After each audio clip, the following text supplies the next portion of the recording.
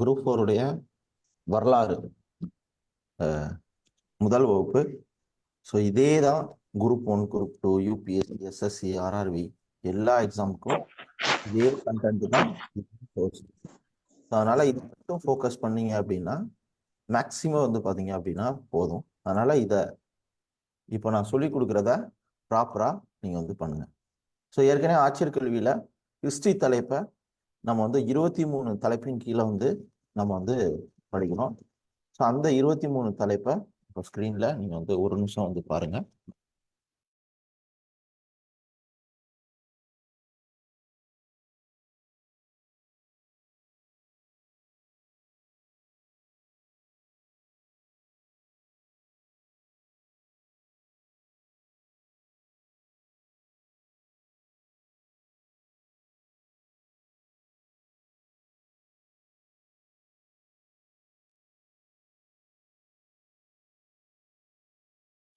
அதாவது வரலாறு தலைப்பை நம்ம வந்து எந்த மாதிரிலாம் அணுகிறோம் அப்படின்னா social religious moments, associations and moments, European.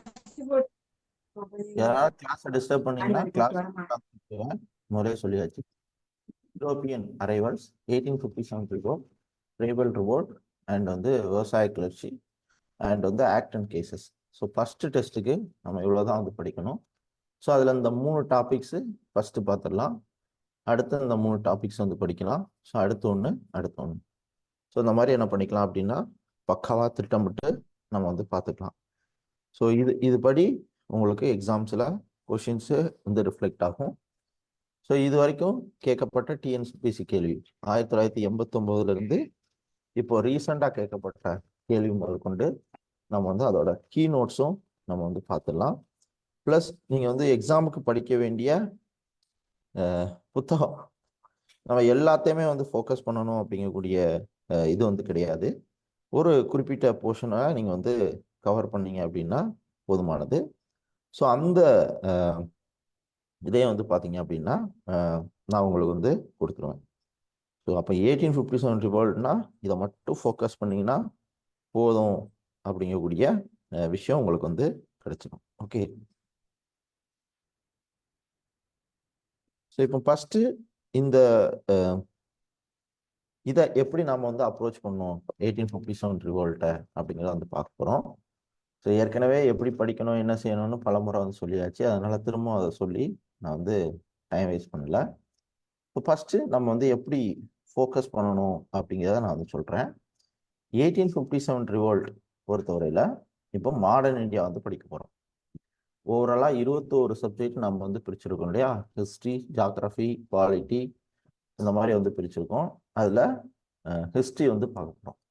ஹிஸ்ட்ரியில் தமிழ்நாடு ஹிஸ்ட்ரியும் வந்து படிக்கணும், மாடர்ன் இந்தியாவில் இந்தியன் ஹிஸ்ட்ரியும் வந்து படிக்கணும்.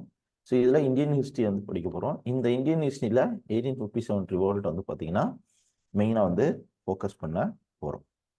ஸோ இதில் 1857 ரிவால்ட் எப்படி வந்து படிக்கணும் அப்படின்னா எந்த இடத்துல யார் யார் சண்டை போடுறோம், முக்கியமான லீடர், அதற்கான இடம், எந்த இடத்துல வந்து சண்டை போடுறாங்க, எந்த லீடர் எந்த இடத்துல சண்டை போடுறாங்க, எந்த வருடம் சண்டை போடுறாங்க, அவங்களுக்கான காரணம் எதனால வந்து சண்டை போடுறாங்க, ரைட்டா? ஸோ இதுல இந்த லீடரை வந்து படிக்கும் போதே ஆப்போசிட்ல பிரிட்டிஷ்காரன் யார் வந்து ஃபைட் பண்றா அப்படிங்கக்கூடிய தவிர. ஸோ அதுக்கப்புறம் இதோட அவுட்கம்ஸ் என்ன அப்படிங்கிறத வந்து படிச்சுக்கணும். ஸோ அப்போ நீங்க வந்து படிக்க வேண்டியது வந்து பார்த்தீங்கன்னா எந்த இடத்துல அப்படிங்கிறது நான் ஒரு மேப் இருக்கு, அதை வந்து காமிக்கிறேன். அது மட்டும் பார்த்தீங்க அப்படின்னா போதுமானது. எந்த வருடம் வந்து சண்டை வந்து நடக்குது, ப்ளஸ் அதோட அவுட்கம்ஸ் என்ன, அதாவது காரணம் ஓகே. அதுக்கப்புறம் அதோடைய விளைவு, ஸோ காரணத்தினால நடந்த விளைவு, அதோடைய வெளிப்பாடு, அவுட்கம்ஸ் என்ன அப்படிங்கிறத வந்து படிக்கும், ரைட்டா? இது போற முக்கிய நபர்கள் அப்படின்னா இந்த 1857 ரிவால்ட்டை பற்றி ஒவ்வொருத்தரும் ஒவ்வொன்றும் வந்து சொல்லியிருப்பாங்க. இந்த ரிவால்ட் வந்து முதலாம் உலக போர் இந்த மாதிரி வந்து பார்த்தீங்கன்னா சொல்லியிருப்பாங்க. அதை என்ன பண்ணணும், நீங்கள் வந்து ஃபோக்கஸ் பண்ணி மெயினாக வந்து படிக்கணும். ஸோ அப்போ 1857 ரிவால்ட்னாலே ரொம்ப ஃபுல்லாக நீங்கள் வந்து படிச்சிடலாம். அதை பற்றி நான் உங்களுக்கு தெளிவாக வந்து வந்து கிளாஸில் வந்து சொல்லிக் கொடுக்குறேன். ஸோ இதுக்கான கண்டென்ட்டு நான் சொன்ன மாதிரி பழைய புத்தகத்தில் வந்திருக்கு. அது போக இந்த ஒரு டேபிள் வந்துருக்கு. இந்த டேபிளு உங்களுக்கு வந்து கொடுத்துருவேன். ஸோ இந்த டேபிளை மட்டும் தட்டினீங்கன்னா போதும். இதில் வந்து கண்டிப்பாக ரிப்பீட்டடாக கொஷின்ஸ் வந்து பார்த்தீங்கன்னா வந்துக்கிட்டே இருக்கும். ரைட்டா? இதை மட்டும் ஒரு பார்வை வந்து பாருங்க. ஸோ இப்போ நம்ம 1857 ரிவோல்ட் சார்ந்த விஷயத்த நம்ம வந்து பார்ப்போம். ஸோ ஃபஸ்ட்டு மேப் வந்து பார்த்துக்கோங்க. மேப் ரொம்ப ரொம்ப முக்கியம். இந்த மேப் வந்து பாருங்க. ஸோ இங்கே கான்பூரில் யார் சண்டை போடுறா? ஞானா சாஹிப். கான்பூரில் ஃபைட் பண்ணுறது நானா சாஹிப். பீகாரில் குன்வர் சிங். ஓகே. ஃபைசாபாத்தில் மௌலி அகமதுல்லா. ஓகே. லக்னோவில் பேகம் ஹர்ஷத் மஹால்.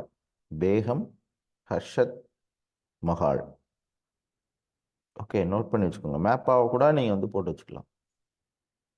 ஓகே. அதுக்கப்புறம் டெல்லியில் பகத்கான் டெல்லியில்.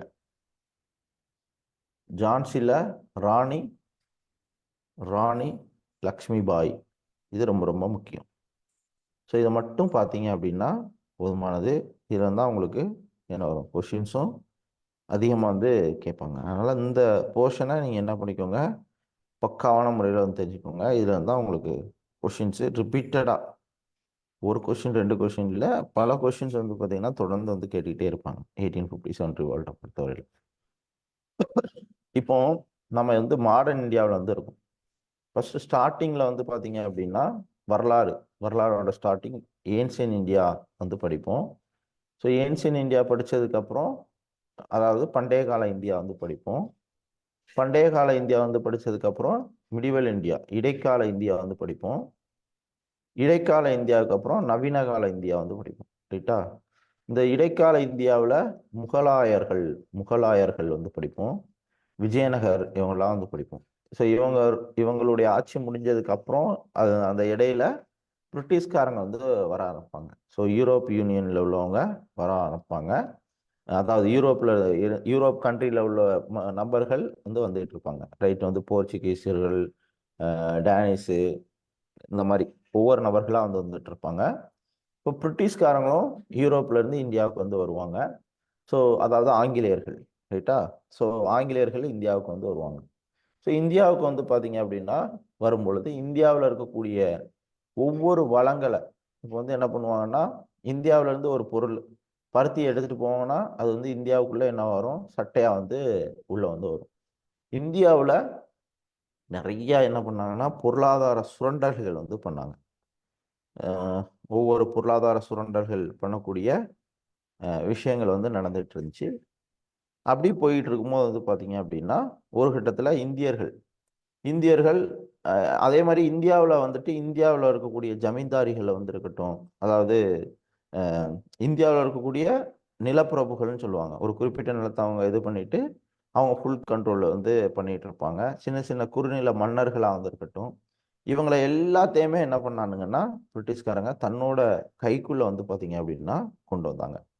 ஸோ அப்படி கொண்டு வரும்பொழுது கொஞ்சம் கொஞ்சமாக பிரிட்டிஷ்க்கு அகெயின்ஸ்டாக இவ வந்து இந்தியாவுக்குள்ள வந்துட்டு இந்தியர்களை அடிமைப்படுத்துறதுனால அவங்களுக்கு அகெயின்ஸ்டாக கொஞ்சம் கொஞ்சமாக மக்கள் வந்து திரும்ப ஆரம்பிச்சாங்க. அதனால தான் வந்து பார்த்தீங்க அப்படின்னா இப்போ இந்தியாவுக்குள்ள வந்து பழங்குடியினரோட நிலத்தை வந்து கைப்பற்றுறது, ஸோ அவங்களுடைய கலாச்சாரத்தை வந்து பார்த்தீங்கன்னா இது பண்ணி டச் பண்ணி வந்து பார்க்கறது. அதனால ஒவ்வொருத்தரும் பிரிட்டிஷ்க்கு அகெயின்ஸ்டாக கிளம்ப ஆரம்பிச்சாங்க. இப்போ விவசாயம் இருக்குன்னா விவசாயத்தில் இண்டிகோ பயிர் தான் வந்து விளைவிக்கணும். இண்டிகோ பயிர் தாண்டி எதுவும் வந்து பார்த்தீங்க அப்படின்னா விளைவிக்கக்கூடாது. அப்போ விவசாயிகள் அவங்களுடைய உணவுப் பொருட்களை வந்து விளைவிக்காம இண்டிகோ பயிர் வந்து விளைவிக்கணும். அதுக்கும் வந்து கம்மியான ரேட்டு டேக்ஸ் போடுறது, இப்படி தொடர்ந்து மக்களை வந்து நசுக்கப்படுறதுனால என்ன பண்ணாங்க, விவசாயிகள் வந்து கிளர்ச்சியில் ஏற்பட்டாங்க. பழங்குடியினர்கள் அவங்களுக்குன்னு ஒரு ஏரியா இருக்கும். ஆர்டிகிள் 19 படி நம்ம பழங்குடியினர் பகுதியில் என்ன பண்ண முடியாது, இப்போ வீடு கட்டிலாம் தங்க முடியாது. ரைட் டு மூவ், இந்தியாவில் எங்கேனாலும் போகலாம் அப்படின்னு இருந்தாலும் அப்போ இப்படி ஒவ்வொருத்தரா வந்து பார்த்தீங்கன்னா பிரிட்டிஷ்க்கு அகென்ஸ்டா ஒவ்வொருத்தரா பிரிட்டிஷ்க்கு அகென்ஸ்டா மாற ஆரம்பிக்கிறாங்க.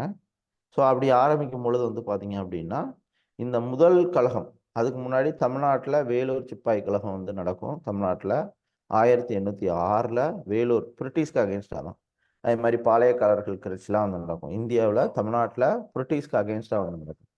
அடுத்து வந்து பார்த்தீங்கன்னா இங்கே இந்திய லெவலில் நார்த் இந்தியாவில் 1857 ரிவோல்ட் வந்து நடக்கும். தமிழ்நாடு படிக்கும்போது நம்ம வந்து வேலூர் சிப்பாய் கழகம் வந்து படிப்போம். இந்திய லெவலில் வந்து படிக்கும்போது 1857 ரிவோல்ட் வந்து படிப்போம். இது என்னன்னா பிரிட்டிஷ்க்கு அகென்ஸ்டா நடக்கக்கூடிய ஒரு வாரை பற்றி நம்ம வந்து படிக்கிறோம். ரைட்டா? அதனால எங்கே நிற்கிறோம் அப்படிங்கிறத வந்து தெரிஞ்சுக்கணும். இது என்னடா டைரக்டா 1857 ரிவால்ட் என்ன நடக்கு அப்படின்னு வந்து குழம்ப வேண்டாம். அதனால இதை வந்து தெளிவாக வந்து சொல்லிக்கிறேன். அதாவது இங்க நம்ம வந்து ஆச்சரியக்கல்வி டாபிக்ஸ் வந்து கொடுத்துருக்கோம் இல்லையா? ஸோ இந்த மிடிவல் இந்தியாவுக்கு அப்புறம், அதாவது ஏன்சியன் இந்தியா காலத்துல என்ன நடக்கும்? ஸோ ஏன்சியன் இந்தியா காலத்துல இண்டஸ் வேலி, குப்தாஸு, மௌரியாஸு இவங்கெல்லாம் வந்து பார்ப்போம். அடுத்து தமிழ்நாட்டு லெவலில் ஏன்சியன் மிடிவல் காலத்துல சேர சோழ பாண்டியன்ஸ், அதில் நாயக்கர்கள், இதெல்லாம் தமிழ்நாட்டு லெவலில் வந்து படிப்போம். அகைன் மிடிவல் இந்தியா காலத்துல டெல்லி சுல்தான், பாமினி, முகல், விஜயநகர், மாரத்தா, இதெல்லாம் இந்திய லெவலில் நம்ம படிக்கக்கூடிய முக்கியமானது. ஸோ அது முடிஞ்சதுக்கு அப்புறம் தான் யார் வருவா? பிரிட்டிஷ்காரங்க வந்து வருவாங்க. அதுதான் யூரோப்பியன் அரைவல், போர்ச்சுகீஸ் இவங்கெல்லாம் வந்து வருவாங்க. யார் யார் எப்போ வருவா அப்படிங்கிறத நான் வந்து காமிக்கிறேன். யூரோப்பியன் அரைவல் அப்படின்னு வந்து பார்த்தீங்க அப்படின்னா இந்த பட்டியலை லைட்டாக தெரிஞ்சு வச்சுக்கோங்க, போதுமான. ரைட்டா? ஸோ ஃபர்ஸ்ட் போர்ச்சுகீஸ் வந்து பார்த்தீங்கன்னா 1498 போர்ச்சுகீஸ் வந்து பார்த்தீங்கன்னா 1498 வந்து வருவாங்க. அடுத்து இங்கிலீஷ் ஈஸ்ட் இந்தியா கம்பெனி எப்போ தொடங்கினாங்க அப்படிங்கிறது. ரைட்டா? ஃபர்ஸ்ட் போர்ச்சுகீஸ் வந்து பார்த்தீங்கன்னா 1948 ஈஸ்ட் இந்தியா கம்பெனி தொடங்கியிருப்பாங்க. அடுத்து இங்கிலீஷ் ஈஸ்ட் இந்தியா கம்பெனி 1600 தொடங்கியிருப்பாங்க. அடுத்து 602 டச் கம்பெனி தொடங்கியிருப்பாங்க, டச் கம்பெனி. அடுத்து டானிஸ் வந்து பார்த்தீங்கன்னா 1664 தொடங்கியிருப்பாங்க. ஓகே. ஸோ அடுத்து ஃப்ரெஞ்சு, ஓகே, 1664 வந்து தொடங்கியிருப்பாங்க. அப்போ Portuguese, British, Dutch, Danish, French இவங்கெல்லாம் இந்தியாவுக்கு வந்து வந்தவங்க. இதுல இந்த இங்கிலீஷ் ஈஸ்ட் இந்தியா கம்பெனி வந்திருக்கிறாங்க இல்லையா, இவங்க தான் நினைச்சிருப்பாங்க இந்தியாவை வந்து பார்த்தீங்கன்னா ஆட்சி பண்ணுவாங்க. ஸோ இந்தியாவை ஆட்சி பண்றதுக்கு முக்கியமாக வந்து பார்த்தீங்கன்னா நிறைய நிலங்களை வந்து கைப்பற்றுறது, ட்ரைபல் பீப்புளோட கல்ச்சரலை வந்து டச் பண்ணுறது, கைவினை பொருட்களுடைய அழிவை வந்து ஏற்படுத்துறது, ப்ளஸ் இராணுவத்தில் சீர்திருத்தவங்க குடியில பேரில் மதத்தை வந்து கையில் எடுக்கிறது, இந்த மாதிரி விஷயங்களால பிரிட்டிஷ்க்கு அகேன்ஸ்டாக வந்து மக்கள் வந்து கிளம்புவாங்க. அதான் 1857 ரிவோல்ட். ஸோ இதை தான் வந்து பார்க்க போகிறோம். இதுக்கான கண்டென்ட்டு உங்களுக்கு ஸ்கூல் புக்கில் 10ஆம் கிளாஸில் இருக்குது, 8ஆம் கிளாஸில் இருக்குது, அண்ட் 12th ஸ்டாண்டர்ட்லேயும் வந்துருக்கு. நீங்கள் எது இப்போ 10th ஸ்டாண்டர்ட்லேயும் இருக்குது. ரைட்டா? 10th வந்துருக்கு. எது உங்களுக்கு இதோ நீங்கள் அதை வந்து படிச்சுக்கோங்க. ஆனால் இந்த பழைய புக்கில் கண்டென்ட் வந்து பார்த்தீங்கன்னா ரொம்ப லைனாக வந்துருக்கும். இதை ஒரு இதை படிச்சுட்டு நீங்கள் அதுக்கப்புறம் மற்றதை படிச்சிங்கன்னா ஈஸியாக வந்துடும். ரைட்டா? ஸோ அதனால் இதை மட்டும் ஃபோக்கஸ் பண்ணுங்க அப்படிங்கிறத நான் வந்து இது பண்ணிக்கிறேன். இதை மட்டும் படிங்க வந்து போதும். ரைட்டா? 1857 ரிவோல்ட் சார்ந்த விஷயத்த நம்ம வந்து மெயினாக வந்து பார்க்க போகிறோம். ரைட்டா? ஸோ ஏற்கனவே நான் டெஸ்ட் பேட்ச் ஸ்டூடெண்ட்டுக்கு நான் இங்கிலீஷ் மீடியம் புக்கும் நான் வந்து ஷேர் பண்ணியிருக்கேன், தமிழ் மீடியம் புக்கும் வந்து ஷேர் பண்ணியிருக்கேன். அது போக புக்ஸும் நான் வந்து ஷேர் பண்ணியிருக்கேன். நோட்ஸும் நான் என்ன கொடுக்குறேனோ அதை மட்டும் படிச்சிங்க அப்படின்னா போதுமானது. ரைட்டா? ஸோ இப்போ ஃபஸ்ட்டு வந்து பார்ப்போமா, 1857 ரிவோல்ட் வந்து எடுத்துக்கிட்டிங்க அப்படின்னா 1857 ஆண்டு இதை வந்து பெருங்கலகம் அப்படின்னு வந்து சொல்லுவாங்க, ரிவோல்ட் அப்படின்னு சொல்லுவாங்க. இது வந்து ஒரு டைப் ஆஃப் வந்து கொஷின். ஓகே. 1857 ரிவோல்ட் பெருங்கலகம் அப்படின்னு வந்து சொல்லுவாங்க. ஓகே. ஸோ இதற்கான காரணங்களை முக்கியமான நபர்கள் சார்ந்து படிக்கணும்னு சொன்னேன் இல்லையா? ஸோ இதில் ஒவ்வொருத்தரும் ஒவ்வொரு ஸ்டேட்மெண்ட் வந்து கொடுப்பாங்க. இந்த இந்த வாரை பற்றி ஒவ்வொருத்தரும் ஒவ்வொரு ஸ்டேட்மெண்ட் வந்து சொல்லுவாங்க. எக்ஸாம்பிள் வந்து பார்த்தீங்க அப்படின்னா, ஓகே, ஸோ இதில் சர் ஜான் லாரன்ஸ் கொஷின்ஸ் இப்படி தான் இருக்கும். லாரன்ஸ் அப்படிங்கிறது வந்து பார்த்தீங்கன்னா வெறும் இராணுவ புரட்சி தான். ஓகே. ஸோ இது வந்து பிரிட்டிஷை வந்து அகெயின்ஸ்டாக வந்து தூக்கி எறியதுக்கான ஒரு சதி கிடையாது.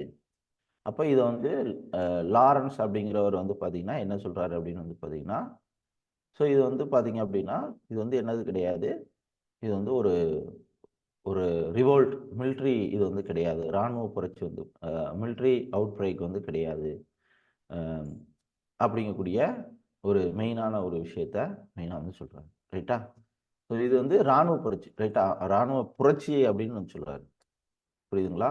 இது வந்து ஒரு லாரன்ஸ் சொன்ன ஸ்டேட்மெண்ட் என்ன அப்படின்னு வந்து பார்த்தீங்கன்னா, இது வந்து பியூர்லி மிலிட்ரி அவுட் பிரேக் மட்டும்தான். பிரிட்டிஷை வந்து அவங்கள வந்து ஓவர் த்ரோ பண்ணுறதுக்கான ஒரு விஷயம் இல்லை அப்படிங்கிறத லாரன்ஸ் வந்து சொல்கிறாரு. அடுத்த விஷயம் வந்து பார்த்தீங்கன்னா, இது லாரன்ஸோட ஸ்டேட்மெண்ட். அடுத்து 1857 ரிவோல்ட்டை வீர சவார்கர் அப்படிங்கக்கூடிய நபர், வீர சவார்கர் அப்படிங்கக்கூடிய நபர். ஸோ இவர் என்ன சொல்கிறாருன்னா, முதல் விடுதலை போர். உங்களுக்கு கொஷின்ஸ் யார் என்ன சொன்னாங்கன்னு கேட்பாங்க. ரைட்டா? ஸோ இவர் வந்து என்ன சொல்கிறாரு, முதல் விடுதலை போர் அப்படின்னு வந்து சொல்கிறார். இப்போ வீரசகார் வந்து பார்த்தீங்கன்னா ஃபர்ஸ்ட் வார் ஆஃப் இண்டிபெண்டன்ட் அப்படின்னு சொன்னது யார்? வீர சர்வாகர். ஓகே. ஸோ அதுக்கப்புறம் வந்து பார்ப்போம், மஹிந்தார் அண்ட் வந்து பார்த்தீங்கன்னா எஸ்எஸ்என் அப்படிங்கக்கூடிய ஹிஸ்டாரியன்ஸ் வந்து இருக்கிறாங்க. ஸோ இவங்க ரெண்டு பேரும் ஒவ்வொரு ஸ்டேட்மெண்ட்ஸ் வந்து கொடுக்குறாங்க. ஸோ மஹிம்தாரும் எஸ்எஸ்என் அப்படிங்கிறவங்க வந்து சொல்கிறாங்க. Okay, historian. ஸோ இதில் மெயினாக வந்து பார்த்தீங்க அப்படின்னா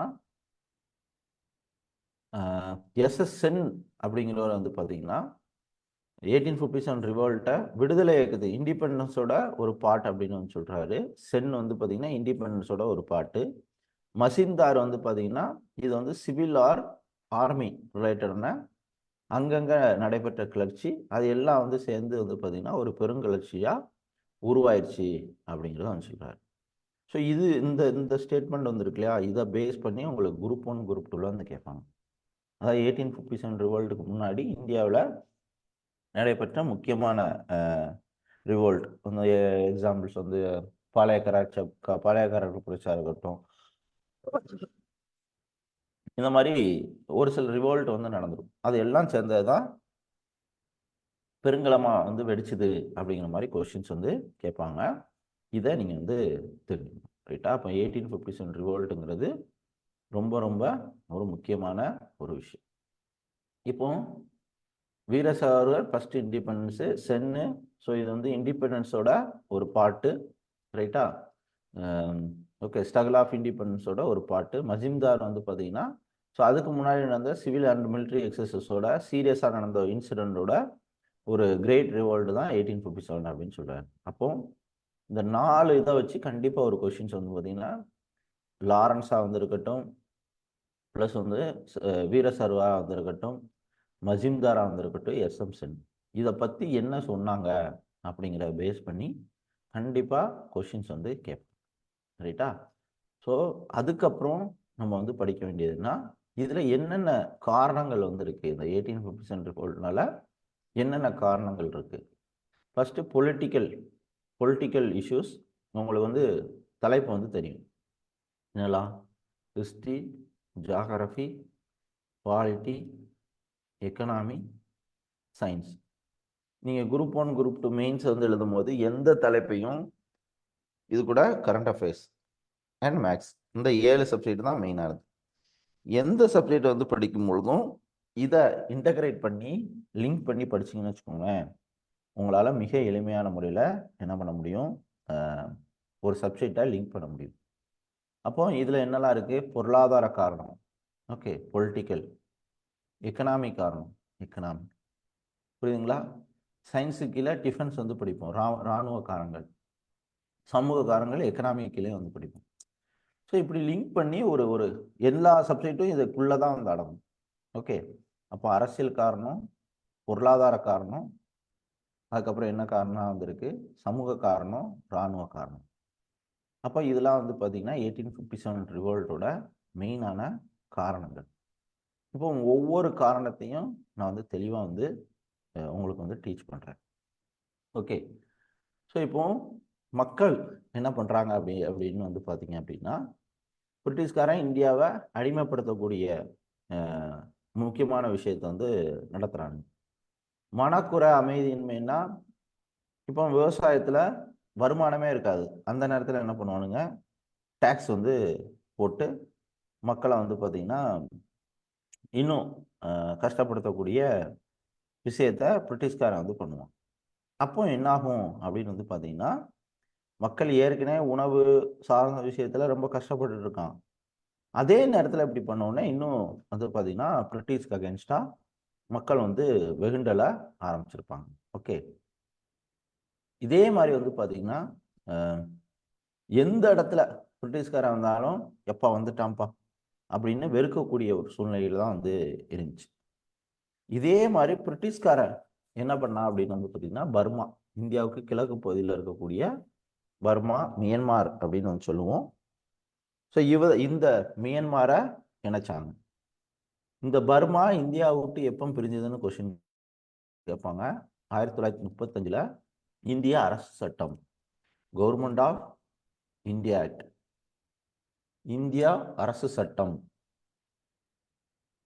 1935 இந்த டயத்தில் தான் பர்மா இந்தியாவை விட்டு பிரிஞ்சுது. அதுக்கு முன்னாடி பிரிட்டிஷ்காரன் என்ன பண்ணியிருப்பான், பர்மாவை இந்தியாவை வந்து சேர்த்திருப்பான். இதே மாதிரி அசாம், நார்த் இந்தியாவில் வந்திருக்கு. அசாம் முக்கியமான பகுதி. ஓகே, சிந்து, பஞ்சாப், குடகு வந்து கர்நாடகாவில் இருக்கு. காவேரி ரிவர் துவங்கக்கூடிய இடம். இதை எல்லாத்தையும் வந்து பார்த்தீங்க அப்படின்னா பிரிட்டிஷ்காரன் கேப்சர் பண்ண ஆரம்பித்தான், அவனோட கண்ட்ரோலுக்கு கொண்டு வர ஆரம்பித்தான். அதே மாதிரி அப்போ இந்த ஏரியாவை கண்ட்ரோல் பண்ணுறது, குறிப்பிட்ட பகுதியை ஆக்குபை பண்ணி அதை தன்னோட கட்டுப்பாடுகளை வந்து கொண்டு வர்றது, இந்த மாதிரி பண்ணதுனால பிரிட்டிஷ் தான் பொலிட்டிக்கல் சார்ந்த காரணம் 1857 வேர்ல்டில் வந்து அமைஞ்சது. ரைட்டா? ஸோ இதில் வாரிசு இழப்பு கொள்கை, ஓகே, டாக்ட்ரின் ஆஃப் லேப்ஸ் அப்படின்னு வந்து சொல்லுவோம். வாரிசு இழப்பு கொள்கை அதை கொண்டு வந்தது யாருன்னா டல்ஹோசி பிரபு. Doctrine of lapse, Dalhousie. Okay, இது வந்து எப்படின்னா, ஒரு மன்னர், சிறு மன்னராக இருக்கட்டும், அவங்களுக்கு ஆண் வாரிசு இல்லைன்னு வச்சுக்கோங்களேன், அந்த ஏரியாவை யார்கிட்ட வந்து கொடுத்துடணும் அப்படின்னா பிரிட்டிஷ்காரங்கிட்ட வந்து கொடுத்துடணும். ரைட்டா? இது பேர் வாரிசு இழப்பு கொள்கை.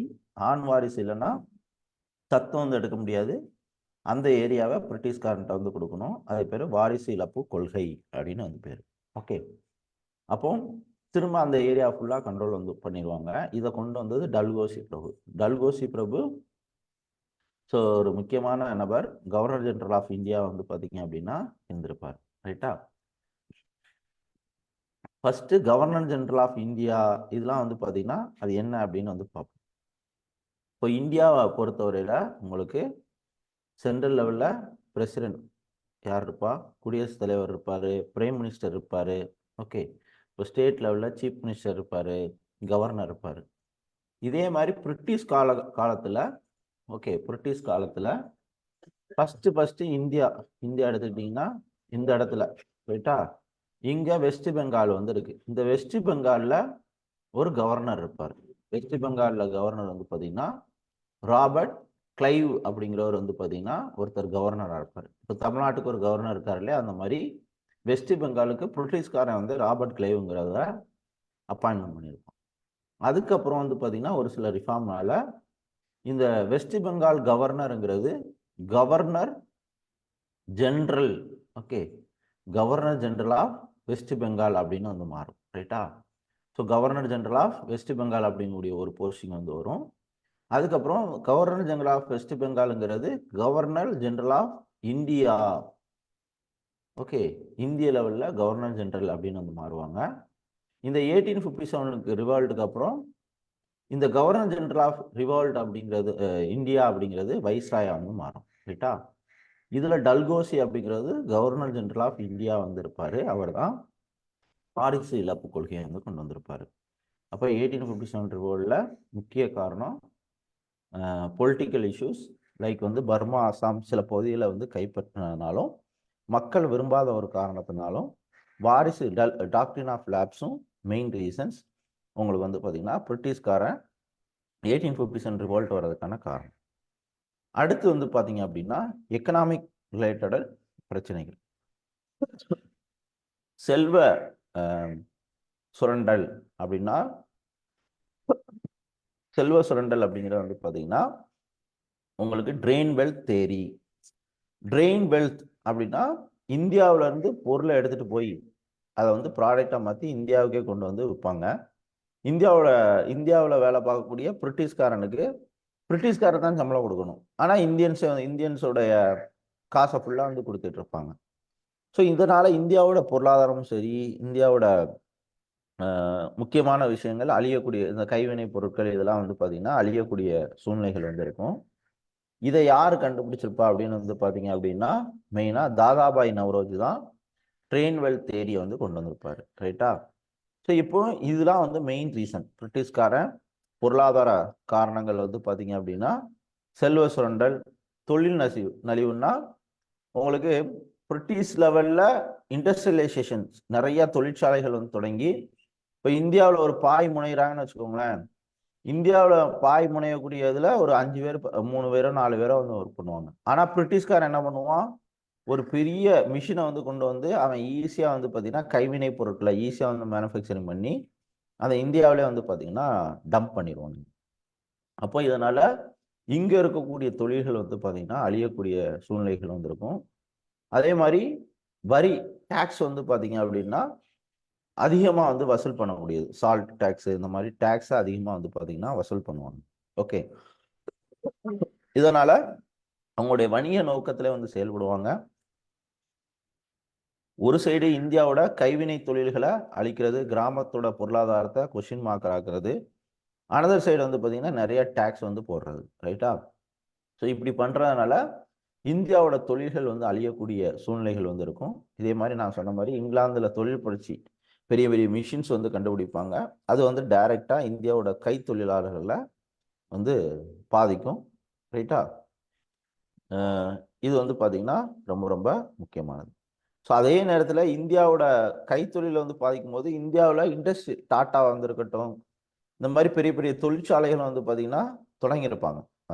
பிரிட்டிஷ்க்கு அப்புறம் ஒரு நிலைமைக்கு வந்த பிறகு வந்து தொடங்கியிருப்பாங்க. இந்தியாவோட தொழிற்சாலைகளும் வந்து பார்த்தீங்கன்னா பெருகக்கூடிய பெரிய பெரிய தொழிற்சாலைகளும் பெருகக்கூடிய சூழ்நிலைகள் வந்து இருக்கும். ரைட்டா? இப்போ கைவினை கலைஞர்கள் வந்து பார்த்தீங்கன்னா நிறையா கைவினை கலைஞர்கள் அழியக்கூடிய சூழ்நிலைகள் வந்து இருக்கு. அதே மாதிரி இப்போ வந்து பிரிட்டிஷ்காரங்க இந்தியாவில் வந்து பார்த்தீங்கன்னா ஒரு குறிப்பிட்ட பகுதிய பண்ணையை வந்து பார்த்தீங்கன்னா வாங்கி விவசாயம் வந்து பார்த்தீங்கன்னா வந்து பண்ண முடியும். இப்போ அவங்களுக்கு வேண்டிய பயிர்களை வந்து பண்ண முடியும். அப்போ அதில் அவுரி செடி, இது வந்து ஒரு ப்ளூ கலரில் சாயம் இது பண்ணுறது. இந்த செடி மூலமாக என்ன நடக்கும் அப்படின்னா உங்களுக்கு அவுரி செடி மூலமாக பிரிட்டிஷுக்கு துணி நெய்கிறதுக்கு தேவையான சாய பொருட்கள் எல்லாமே இதில் வந்து கிடைச்சிரும். ஸோ அப்போ அந்த நிலத்தில் அவுரி செடி வந்து என்ன பண்ணலாம், பயிரிடலாம் அப்படிங்கக்கூடிய விஷயத்த மெயினாக வந்து பிரிட்டிஷ்காரங்க வந்து பண்ணுவாங்க. ரைட்டா?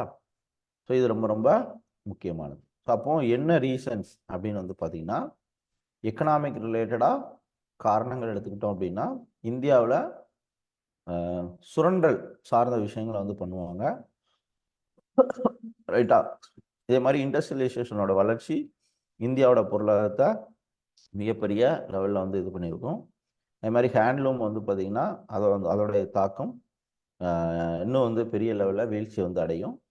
பிளான்டேஷன் சிஸ்டம், புதிய பண்ணை சிஸ்டத்தை வந்து அறிமுகப்படுத்துவாங்க. அதே மாதிரி அதனால் ஒரு சில நிலங்கள் வந்து வாங்குவாங்க.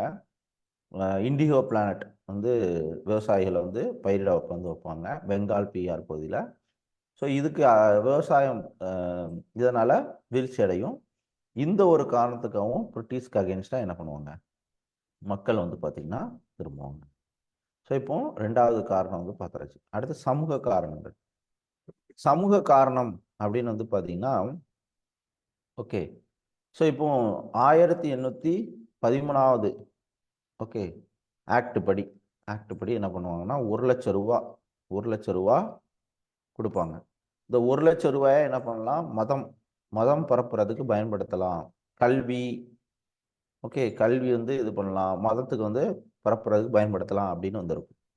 அப்போ என்ன பண்ணுவாங்க அப்படின்னா ஓகே, ஸோ நமக்குன்னு ஒரு கல்வி முறைகள் வந்து இருக்கும். இப்போ பிரிட்டிஷ்காரன் வந்ததுனால பிரிட்டிஷ் கல்வி முறை இந்தியாவில் வந்து பார்த்தீங்கன்னா புகுத்தப்படும். ஸோ இந்தியாவில் பல்வேறு மொழிகள் வந்து பார்த்தீங்கன்னா பேசுவாங்க. அப்போ பிரிட்டிஷ்காரன் நிர்வாகம் வந்து பார்க்க முடியல. அப்போ இந்தியா ஃபுல்லாக இங்கிலீஷை வந்து கொண்டு வந்துட்டா ஈஸியாக வந்து எல்லார்ட்டையும் வந்து கம்யூனிகேட் பண்ணலாம் அப்படின்ட்டு என்ன பண்ணுவாங்க அப்படின்னா,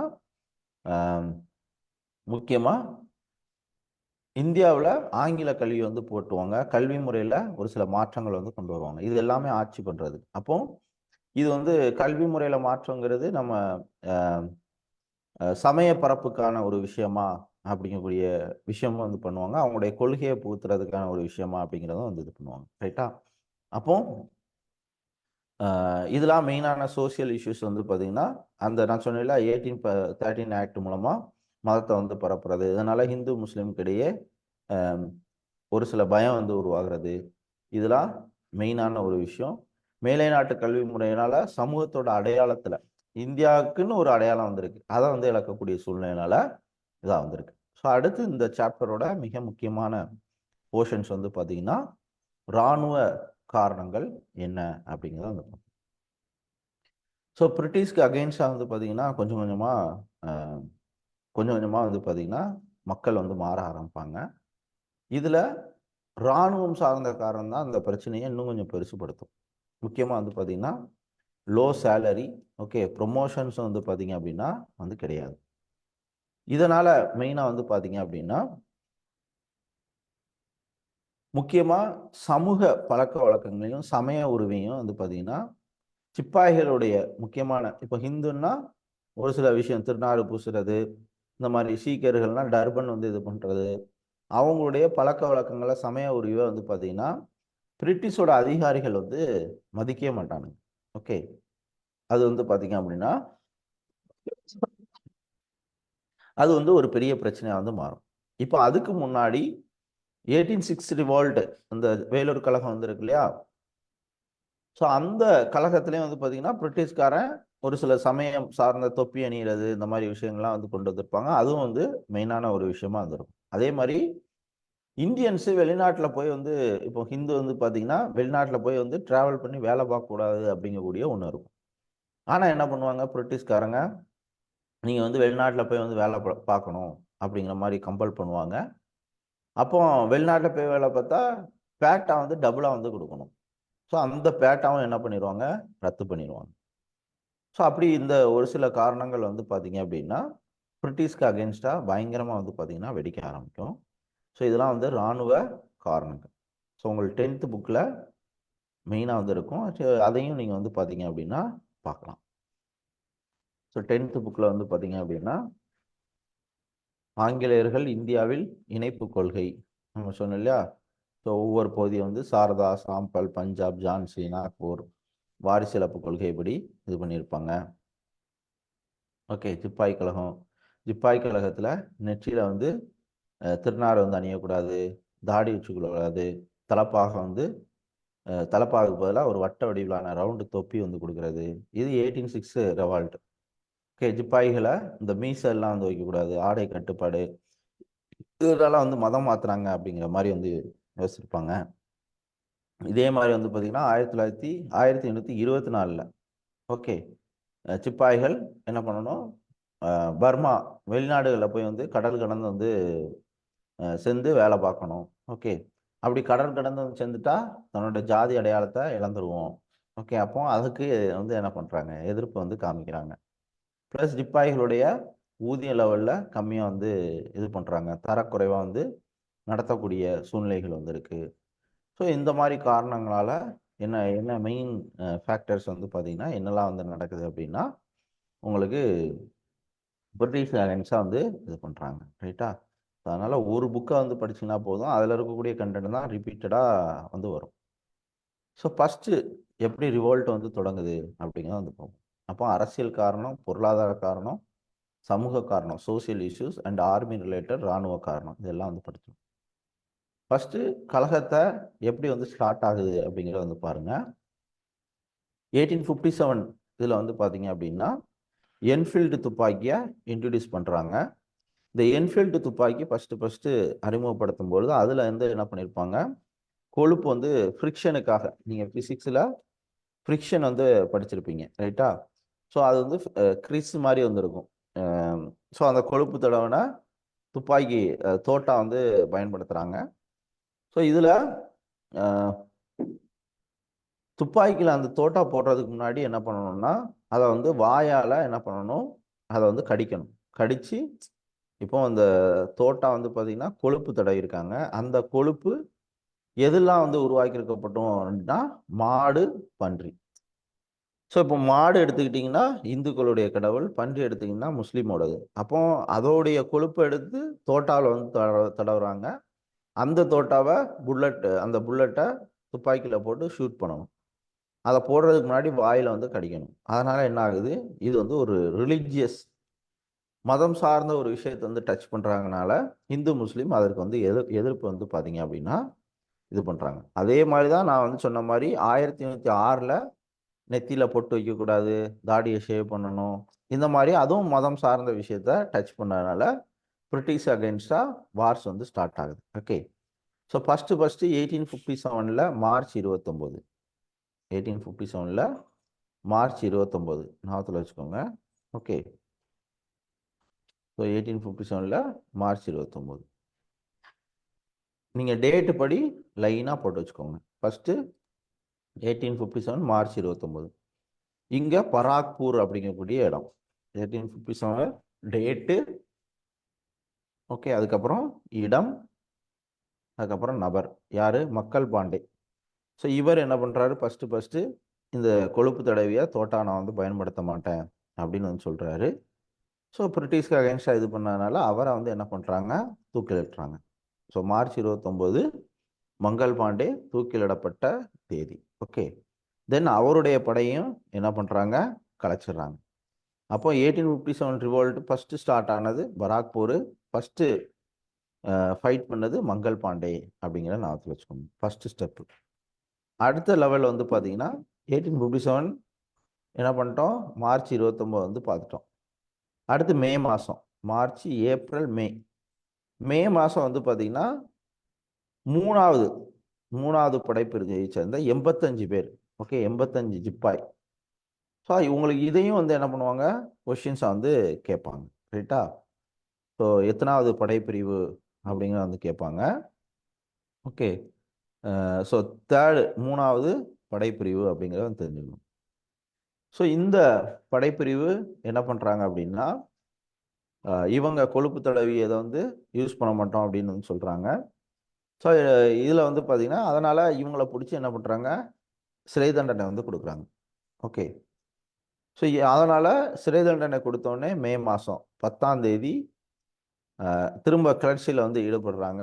கிளர்ச்சியில் ஈடுபட்டு அவங்களுடைய அந்த இவன் பிரிட்டிஷ்காரை வந்து அடிமைப்படுத்தினானோ, ஸோ அவனை வந்து பார்த்தீங்க அப்படின்னா அவனுக்கு எதிராக கிளர்ச்சி பண்ணி வெளியேறாங்க ரைட்டா?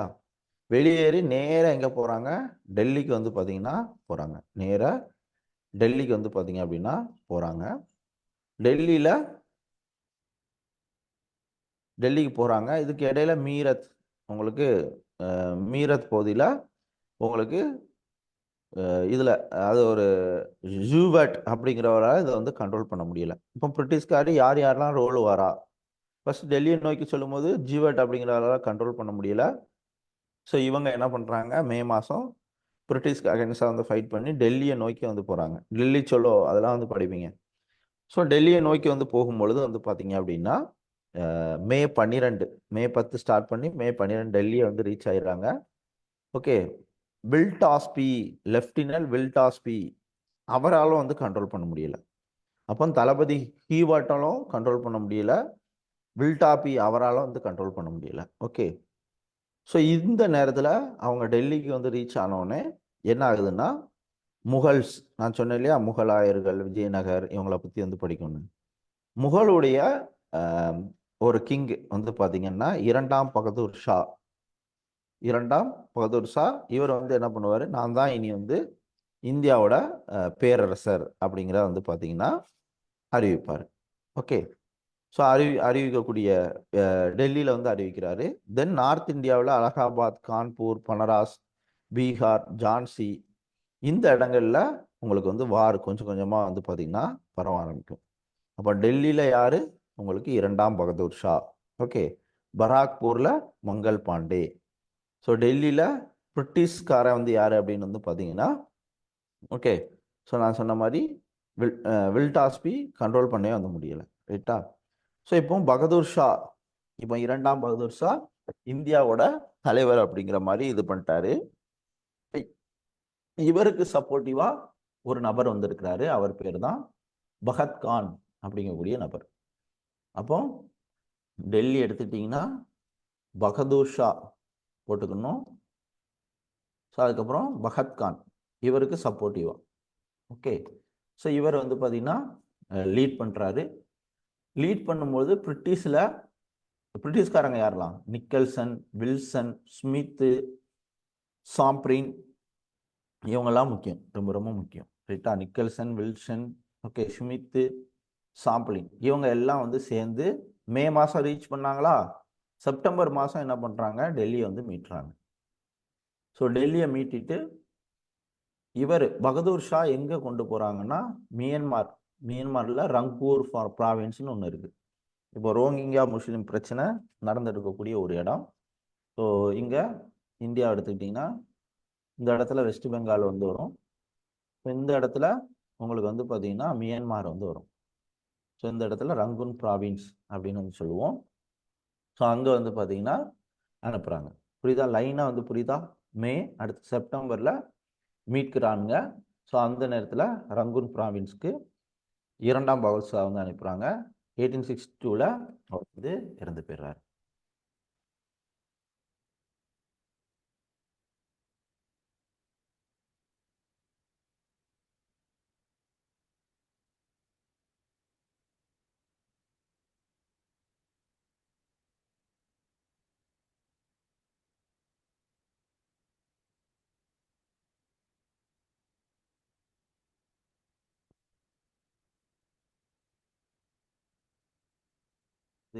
பகதூர் கான், பகதூர் ஷா வந்து இருப்பார். அவருக்கு சப்போர்ட்டிவாக பக்த்கான் வந்து மெயினாக வந்து இருப்பார்.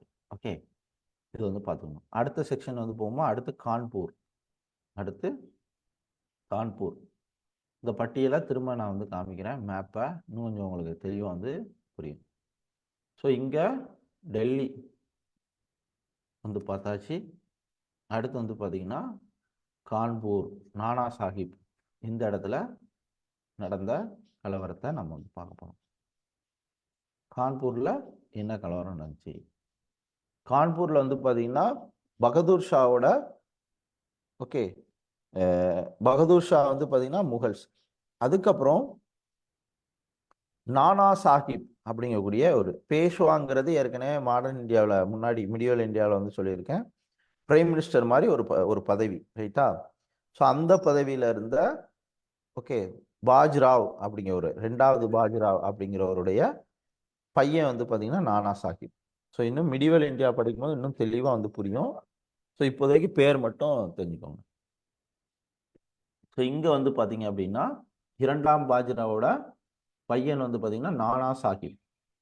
இவர் வந்து பார்த்தீங்கன்னா இந்த கான்பூர் இதை வந்து லீட் பண்ணுறாரு.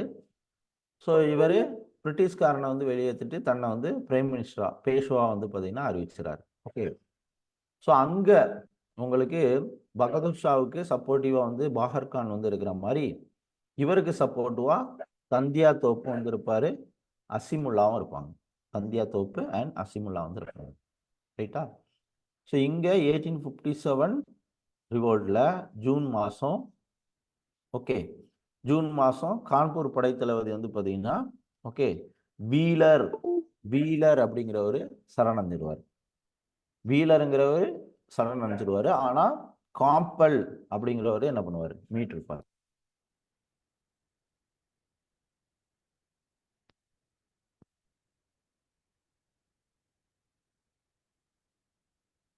கான்பூரை பொறுத்தவரையில முக்கிய நபர் யாரு, நானா சாஹிப், தந்தியா தோப், அஷிமுல்லா அண்ட் வந்து காமல்.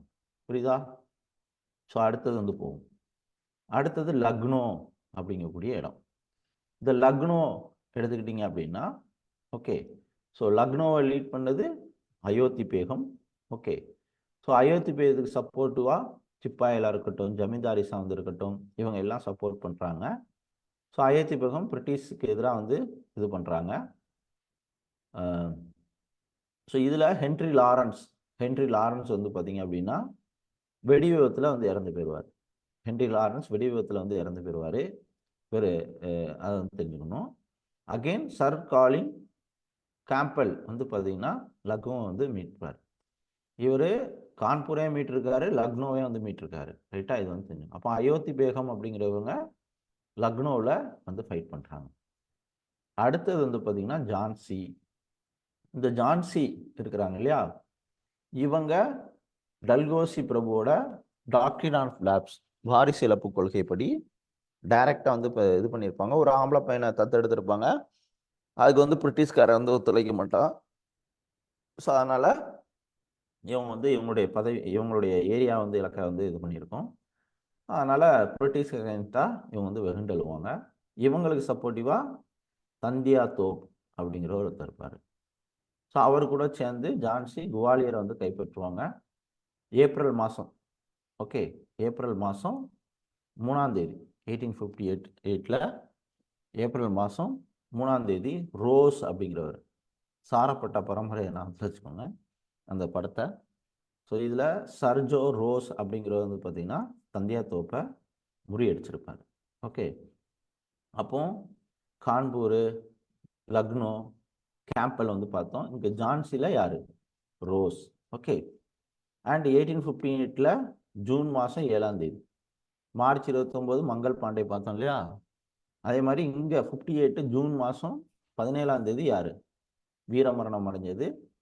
உங்களுக்கு ஜான்சி ராணி வீரமரணம் வந்து அடைகிறாங்க.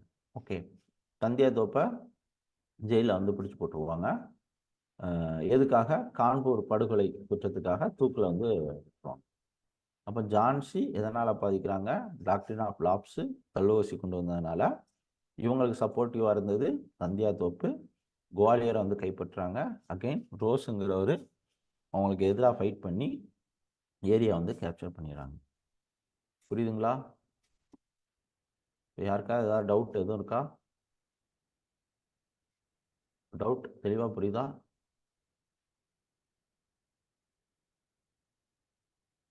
ஓகே, ஸோ அடுத்து நம்ம பார்க்கக்கூடியது என்ன பார்த்துட்ருக்கோம்? பீகாருக்கு வந்தாச்சு. ரைட்டா, ஸ்டெப்பாக பக்கா வந்து பாருங்கள். இப்போ பீகாருக்கு வந்தாச்சு. பீகாரில் ஓகே சத்தீஸ்பூர் அப்படிங்கக்கூடிய ஜக்தீஸ்பூர் அப்படிங்கக்கூடிய ஒரு இடம் வந்து. ஸோ அதோடைய ஜமீன்தார், அப்போ ஜமீன்தார் அங்கெல்லாம் வந்து ஜமீன்தார் சிஸ்டம் தான், வெஸ்ட் பெங்கால், பீகாருங்கெல்லாம். ஓகே, ஸோ இதில் கன்வர் சிங்.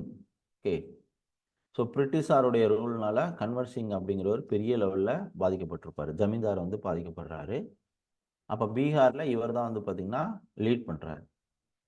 ஸோ லீட் பண்ணி கழகத்தை வந்து லீட் பண்ணும்போது இவர் என்ன பண்ணுறாரு? ஏப்ரல் 27 இறந்து போயிடுறாரு. 1858 இறந்து போயிடுறாரு. ஓகே, ஸோ அப்போ பிரிட்டிஷ்க்கு அகெயின்ஸ்டாக மொத்தமே இவ்வளோதான். திரும்பவும் நான் வந்து சொல்கிறேன், இதில் நான் சொல்லக்கூடியது இவ்வளோ நேரம் நிறையா விஷயங்கள் வந்து சொன்னேன் இல்லையா, நீங்கள் வந்து படிக்க வேண்டியது என்னது? கழகத்தோட தன்மை, மசிம்தார், ஜென், சர்வாகர் ஃபஸ்ட்டு இண்டிபெண்டன்ட் சொல்லுவார். ஸோ இது வந்து ஆர்மி, சின்ன ஒரு ஆர்மி ரிவால்வ் தான் சர்ஜான்னு சொல்லுவார். ஓகே, மசிம்தார் வந்து பார்த்திங்கன்னா இதோட இண்டிபெண்டன்ஸோட ஸ்ட்ரகிள்ஸ்ன்னு சொல்லுவார். ஜென் வந்து இண்டிபெண்டன்ஸ் ஸ்ட்ரகிள்ஸ்னு பார்ட் வந்து சொல்லுவார். மசிம்தார் அதுக்கு முன்னாடி இருந்த சின்ன சின்ன ரிவோல்ட்டோட ஒரு வெளிப்பாடு அப்படிங்கிறத வந்து சொல்லுவார். அரசியல் காரணம், ஸோ பர்மா, குடகு, சிந்து போன்ற பகுதியை இணைச்சிருப்பாங்க. அது வந்து தெரிஞ்சுக்கணும். இதே மாதிரி டாக்ட்ரின் ஆஃப் லாப்ஸ் மூலமாக இணைக்கப்பட்ட பகுதி எது எதெல்லாம்னு நோட் பண்ணி வச்சுக்கோங்க. வாரிசிலப்பு கொள்கை மூலம் இணைக்கப்பட்ட பகுதி. இந்த ஆர்டரை கொஷினில் வந்து கேட்பாங்க. இதை நோட் பண்ணி வச்சுக்கோங்க.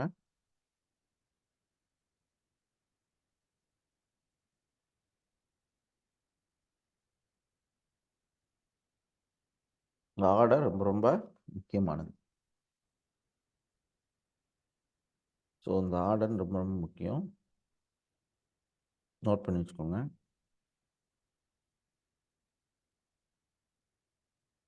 ஸோ ஃபஸ்ட்டு யார் இது பண்ணுறா அப்படிங்கிறத வந்து பார்ப்போம்.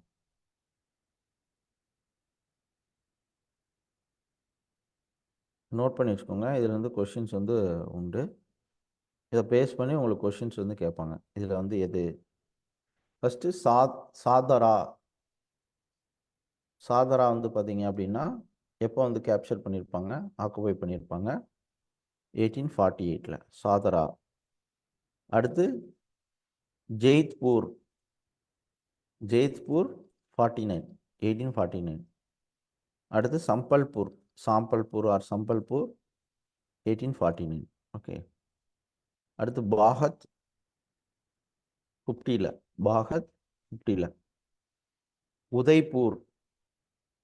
உதய்பூர் வந்து பார்த்தீங்கன்னா 1852. ஜான்சி 53, நாக்பூர் 54. இதில் டாப் மோஸ்ட் சாம்பல்பூர் ரொம்ப ரொம்ப முக்கியம், சாத்தாரா ரொம்ப ரொம்ப முக்கியம், ஜான்சி ரொம்ப ரொம்ப முக்கியம், நாக்பூர் ரொம்ப ரொம்ப முக்கியம்.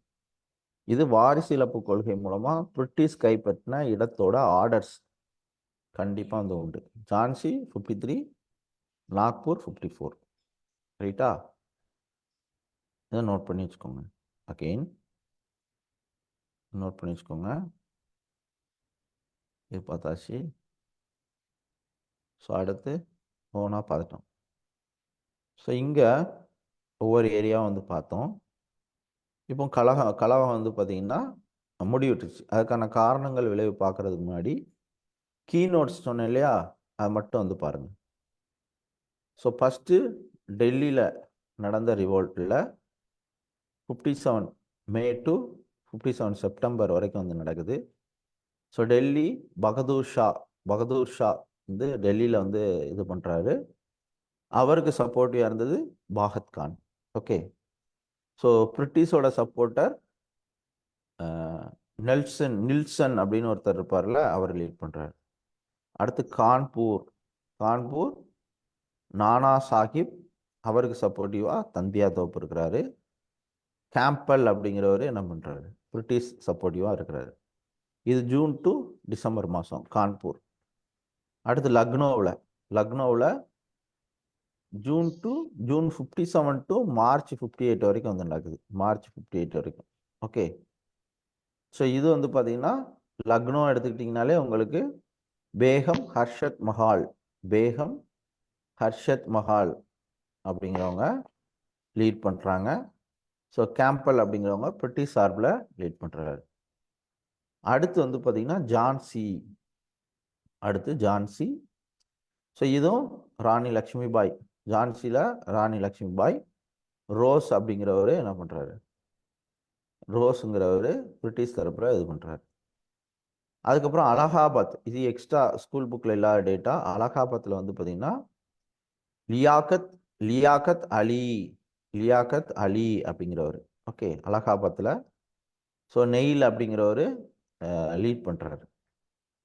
ஸோ அடுத்து ஜெகதீஷ்பூர் பீகார் இப்போ சொன்னேன் இல்லையா. ஸோ பீகாரை பொறுத்தவரையில் அமர் சிங் அண்ட் கன்வர் சிங் அப்படிங்கக்கூடிய 2 பேர். ஓகே. வில்லியம் டெய்லர் அப்படிங்கிறவங்க, வின்சென்ட் அண்ட் வில்லியம் டெய்லர் பிரிட்டிஷ்காரங்க. இவ்வளோதான். இதை மட்டும் இந்த டேபிளை மட்டும் படிச்சுன்னா போதும். இதில் இருந்தால் ரிப்பீட்டடாக கொஷின்ஸ் வந்து பார்த்தீங்கன்னா நிறையா வந்து கேட்பாங்க. இப்போ இந்த 1857 ரிவோல்ட்டோட காரணம், விளைவு இதெல்லாம் வந்து பார்த்தோம்.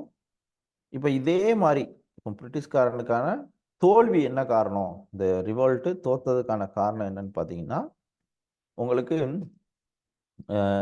நார்த் இந்தியாவில் மட்டும்தான் இந்த ஈவெண்ட்டில் பார்ட்டிசிபேட் பண்ணியிருப்பாங்க. இப்போ வந்து முழுக்க நார்த் இந்தியாவில் இந்த லொக்கேஷன்ஸில் மட்டும்தான் இருக்கும். இந்தியா முழுவதும் என்ன பண்ணலை, இந்த ஈவெண்ட்டு பரவலை.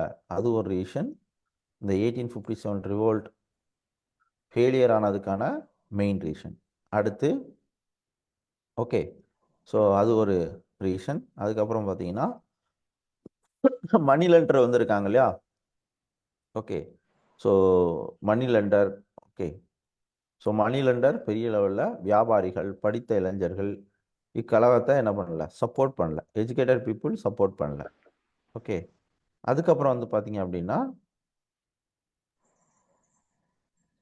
கிளாஸை டிஸ்டர்ப் பண்ணிக்கிட்டே இருக்காங்க ஒரு சில பேர். ஓகே, ஸோ அதுக்கு ப்ராப்பர் பிளானே வந்து பார்த்தீங்கன்னா இல்லை. ப்ராப்பர் பிளானு மனோமணி உங்களை கிளாஸ் விட்டு தூக்குறேன், திரும்ப திரும்ப டிஸ்டர்ப் பண்ணியிருக்கீங்க. ஓகே, அதுக்கப்புறம் நீங்கள் வந்து ஃபோக்கஸ் பண்ண வேண்டியது என்ன அப்படின்னு வந்து பார்த்தோம்னா, முக்கியமாக பிரிட்டிஷ்காரன்ட்ட படை வீரர்கள் வந்து பார்த்தீங்கன்னா அதிகம். கலவரக்காரரோட அவங்களுடைய பட வலிமை வந்து அதிகம். அதே மாதிரி ப்ராப்பர் பிளானே வந்து இருக்காது. இப்போ இந்தியன்ஸ்கிட்ட ப்ராப்பர் பிளானு இப்படி எக்ஸிக்யூட் பண்ணணும் அந்த இது வந்து இருக்காது. ப்ளஸ் கம்யூனிகேஷனுக்கு பிரிட்டிஷ்காரன் ஏற்கனவே வந்து டல்கோசி பிறகு தந்தி இந்த மாதிரி ட்ரெயின், அஞ்சல் வழி, போஸ்டல் எல்லாம் வந்து கொண்டு வந்திருப்பாங்க. ஓகே, ஸோ அவங்களுக்கு பிரிட்டிஷ்காரங்களுக்கு அது ஒரு பெரிய சப்போர்ட்டிவ் வந்திருக்கும். இந்தியருக்கு அது வந்து ஃபெயிலியர். கம்யூனிகேஷன்ஸ் ஒரு இது வந்து ஃபெயிலியர். ரைட்டா? ஸோ இது ரொம்ப ரொம்ப முக்கியம். ஸோ இதனால் பிரிட்டிஷ் 1857 ரிவோல்ட் உங்களுக்கு வந்து பார்த்தீங்கன்னா ஃபெயிலியரில் வந்து முடிஞ்சுச்சு. இப்போ பிரிட்டிஷுக்கு எதிராக அங்கங்கே வந்து பார்த்தீங்கன்னா சின்ன சின்ன கிளர்ச்சி வந்து இது பண்ணிச்சு. ஆனால் இந்தியன்ஸ்கிட்ட என்ன கிடைக்காது, எக்யூப்மெண்ட்ஸ் ஆயுதமே வந்து கிடையாது. ஈட்டி, வில்லு, அம்பு, கம்பு இந்த மாதிரி ஆயுதங்களை தான் வந்து பயன்படுத்தினாங்க. அப்போ பீப்புளோட பார்ட்டிசிபேஷன்ஸும் ரொம்ப ரொம்ப கம்மியாக இருந்துச்சு. அதனால் 1857 ரிவோல்ட் வந்து பார்த்தீங்க அப்படின்னா ஃபெயிலியர் ஆச்சு. ஸோ இதில் உங்களுக்கு அடுத்து மாடர்ன் இந்தியா வந்து இப்போ படிச்சுட்டு இருக்கோம் இல்லையா, உங்களுக்கு Hindu Muslim unity. Okay, so Lucknow pact அப்படின்னு சொல்லி லக்னோ ஒப்பந்தம் 1916 போடுவாங்க. அப்போ தான் இந்து முஸ்லீம் ஒற்றுமை வந்து ஏற்படும். அதே மாதிரி இந்த கழகத்தில் ஹிந்து முஸ்லீம் பிரிவு வந்து ஏற்பட்டுச்சுன்னு கொஸ்டின் கேட்பாங்க. ஆனால் பிரிவு கிடையாது. 1857 ரிவோல்ட் மூலமாக இந்து முஸ்லீம் ஒற்றுமை வந்து உருவானுச்சு அப்படிங்கிறது மெயினான பாயிண்ட்ஸ். ரைட்டா? ஸோ இந்த ரிவோல்ட்டுக்கு அப்புறம் வந்து பார்த்தீங்கன்னா என்ன அவுட்கம் அப்படின்னு பார்த்தோம் அப்படின்னா 1858 நவம்பர் மாதம் 1 1858 நவம்பர் மாதம் 1 ஓகே, குயின் இந்தியா ப்ரொக்ளமேஷன்ஸ் அப்படின்னு சொல்லுவாங்க. குயின் இந்தியா ப்ரொக்ளமேஷன்ஸ் அப்படின்னா பேரரசின் அறிக்கை அப்படின்னு வந்து பேர். ஸோ இதில் இந்த governor general of west Bengal இருக்கு இல்லையா, so governor general of west பெங்காலுங்கிறது கவர்னர் ஜெனரல் ஆஃப் இந்தியா அப்படின்னு 1833 வந்து மாறும். ஸோ அந்த போஸ்டிங்கை இந்திய தலைமை ஆளுநர் அப்படிங்கிறவரை என்ன சொல்லுவாங்க, வைஸ்ராய் அப்படின்னு வந்து இது கவர்னர் ஜெனரல் ஆஃப் இந்தியாவை வைஸ்ராய் அப்படின்னு வந்து அழைப்பாங்க. ஸோ அதுபடி இந்தியாவோட ஃபஸ்ட்டு வைஸ்ராய் யாருன்னு பார்த்தீங்கன்னா கானிங் பிரபு. ஸோ இந்தியாவோட ஃபஸ்ட்டு வைஸ்ராய் கானிங் பிரபு அப்படிங்கிறத ஞாபகத்தில் வச்சுக்கணும். ரைட்டா? அப்போ 1858 நவம்பர் மாதம் 1 விக்டோரியா மகாராணி பேரறிக்கை. இந்த பேரறிக்கை நடைபெற்ற இடம் வந்து பார்த்தீங்கன்னா அலகாபாத். அந்த நேரத்தில் வைஸ்ராயா இருந்தவர் கானிங் பிரபு. ரைட்டா? இந்த அறிக்கையை என்ன சொல்லுவாங்கன்னா உரிமை சாசனம், மெக்னா கார்ட் ஆஃப் இந்தியா, உரிமை சாசனம் அப்படின்னு சொல்லுவாங்க. இதே மாதிரி ஃபண்டமெண்டல் ரைட்ஸையும் மெக்னா கார்ட் ஆஃப் இந்தியா அப்படின்னு வந்து சொல்லுவாங்க. இப்போ இந்தியாவுக்குன்னு ஒரு ரைட்ஸ், ரைட்டா, ஃபண்டமெண்டல் ரைட்ஸ் மாதிரி இது ஒரு உரிமை சாசனமாக வந்திருக்கு. ரைட்டா? ஸோ இந்த இதில் என்ன சொல்லியிருக்காங்கன்னா ரிலீஜியஸ், இப்போ ரிலீஜியஸ் காரணம் இருக்கு இல்லையா, அந்த இதை வந்து டச் பண்ண மாட்டோம், சைப்புத்தன்மையை வந்து பின்பற்றுவோம், இந்த மாதிரி யூரோப்பியன்ஸையும் இந்தியன்ஸையும் வந்து ஈக்குவலாக வந்து ட்ரீட் பண்ணுவோம், இந்த மாதிரி ஒரு சில விஷயங்கள் வந்து பார்த்திங்கன்னா சொல்லியிருப்பாங்க. ஸோ இது 1857 ரிவோல்ட் சார்ந்த மிக முக்கியமான விஷயம். ஸோ இதுக்கப்புறம் முழுக்க முழுக்க ஈஸ்ட் இந்தியா கம்பெனியோட ரோல் வந்து கம்மியாகி பிரிட்டிஷ் பார்லிமெண்ட்டோட ரோல் வந்து பார்த்தீங்கன்னா அதிகமாகும். இது நீங்கள் வந்து தெரிஞ்சு கொள்ள வேண்டிய மிக முக்கியமான ஒன்று. ஸோ இது 10th புக்லையும் இதே தான் வந்து கொடுத்துருப்பாங்க. ரைட்டா? ஆம்லா, மீரத், டெல்லி, இந்த மேப்பு கான்பூர், பராக்பூர், ஜான்சி, பனராசு, அலகாபாத்து, இங்கே வந்து பார்த்தீங்கன்னா கங்கா ரிவர் வந்து பார்த்தீங்கன்னா ஃப்ளோ ஆகும். கங்கை படுகையில் இந்த 1857 ரிவோல்ட் வந்து பார்த்தீங்கன்னா நடந்திருக்கு. ரைட்டா? ஸோ நான் சொன்ன மாதிரி லக்னோ பேகம், ஓகே, ஸோ பிரெயிலில் கான் பகதூர், ஜான்சி ராணி லக்ஷ்மிபாய், டல்கோசி பிரபு, வாரிசுலப்பு கொள்கை, இதெல்லாம் கீவேர்ட்ஸ். ஸோ இதை வந்து என்ன பண்ணிக்கணும், பக்காவாக நீங்கள் வந்து தெரிஞ்சுக்கணும். இதுதான் 1857 ரிவோல்ட்டோட மெயின் அவுட்கம். ஸோ இதுக்குள்ள ஆக்ட் படிக்கும் போதும் நான் வந்து ஒரு சில விஷயங்கள் வந்து சொல்லுவேன். இதே மாதிரி விவசாய கிளர்ச்சி, பழங்குடியின கிளர்ச்சியை நம்ம வந்து தெளிவான முறையில் நம்ம வந்து பார்ப்போம். அப்போ 1857 ரிவோல்ட்டில் இவ்வளோதான். ஸோ இன்னும் இது வரைக்கும் கேட்கப்பட்ட கொஷின்ஸு அதோட கீவேர்ட்ஸு அடுத்ததில் வந்து பார்ப்போம். இதே மாதிரி விவசாய கிளர்ச்சி, பழங்குடியினர் கிளர்ச்சி அடுத்து வந்து பார்த்துட்டு, யூரோப்பியன் தலைவர் பார்த்துட்டு, பிரிட்டிஷ் இந்தியா அசோசியேஷன் மூமெண்ட்ஸு இதெல்லாம் செப்பரேட்டாக வந்து பார்ப்போம். ஒரு 4-5 கிளாஸில் இதை ஃபுல்லாத்தையும் முடிச்சு விட்டுறலாம். ரைட்டா? ஸோ இதை மட்டும் படிங்க போதுமானது. இதில் இருந்தால் உங்களுக்கு எக்கச்சக்கமான கொஷின்ஸ் வந்து வரும். ரைட்டா? ஸோ டெஸ்ட் பேட்ச் வந்து ஜாயின் பண்ணணும் அப்படின்னு வந்து விரும்புகிறவங்க 21ஆம் தேதிக்குள்ளே நீங்கள் வந்து ஜாயின் பண்ணிக்கலாம். ஸோ இதை பேஸ் பண்ணி தான் கொஷின்ஸ் வந்து இருக்கும். உங்களுக்கு நோட்ஸு எல்லாமே நேற்றே நான் வந்து ஷேர் பண்ணிட்டேன், புக்ஸு எல்லாமே. ரைட்டா? ஸோ அதை நீங்கள் வந்து பயன்படுத்திக்கோங்க. எது படிக்கணும் அப்படின்னு வந்து சொல்கிறனோ அதை மட்டும் நீங்கள் வந்து படிச்சிங்க அப்படின்னா போதுமானது. உண்மையாகவே உங்களுக்கு டெஸ்ட் பேட்ச் உங்களை அடுத்த லெவலுக்கு வந்து கொண்டு போகும். ஸோ பொதுவாக வெளியில் பயிற்சி நிறுவனங்கள் வந்து பார்த்தீங்கன்னா 38,000 39,000 மாதிரி வந்து வசூல் பண்ணுறாங்க. நாம் பின்னாடி டைப்பிங் ஒர்க்கு, கொஷின் ஒர்க்கு இதுக்காக ரொம்ப கம்மியான முறையில் ப்ளஸ் ஆச்சரியங்களில் அடுத்த கட்ட வளர்ச்சிக்காக நம்ம வந்து ரொம்ப கம்மியாக இது பண்ணுறோம். நீங்கள் எல்லாத்தையும் நீங்கள் நோட்ஸ் எல்லாத்தையும் வந்து பெற்றுக்கலாம். ஸோ இதில் பார்ட்டிசிபேட் பண்ணணும் அப்படின்னு நினைக்கிறவங்க 999 வந்து பே பண்ணிவிட்டு ஆச்சரியக்கல்வியோட 9500399610 இந்த நம்பருக்கு ஜிபே பண்ணிங்கன்னா உங்களை குரூப்பில் வந்து ஆட் பண்ணுவேன். அந்த குரூப்பில் மெட்டீரியல்ஸ் எல்லாமே உங்களுக்கு வந்து கொடுப்பேன். ரைட்டா? ஸோ இது வந்து பயன்படுத்திக்கோங்க. பக்காவான கிளாஸு, குவாலிட்டியான கொஷின் பேப்பர், ஸோ ப்ராப்பரான நோட்ஸு, ப்ராப்பரான கைடன்ஸ் எல்லாமே வந்து கிடைக்கும். ஸோ இதை சிறப்பாக வந்து பயன்படுத்திக்கோங்க. ஸோ உங்களுடைய கருத்துக்களை, வகுப்பை பற்றின கருத்துக்களை கண்டிப்பாக நீங்கள் வந்து சொல்லுங்கள். உங்களுடைய வார்த்தைகள் இன்னும் என்னை வந்து உற்சாகப்படுத்தும். 9500399610 இந்த எண்ணுக்கு நீங்கள் வந்து தெரியப்படுத்துங்க. சரிங்களா? நன்றி. இதோட முடிச்சுக்குவோம். தொடர்ந்து சிறப்பாக படிங்க. ஓகே, இதோட முடிச்சுக்குவோம். தேங்க்யூ.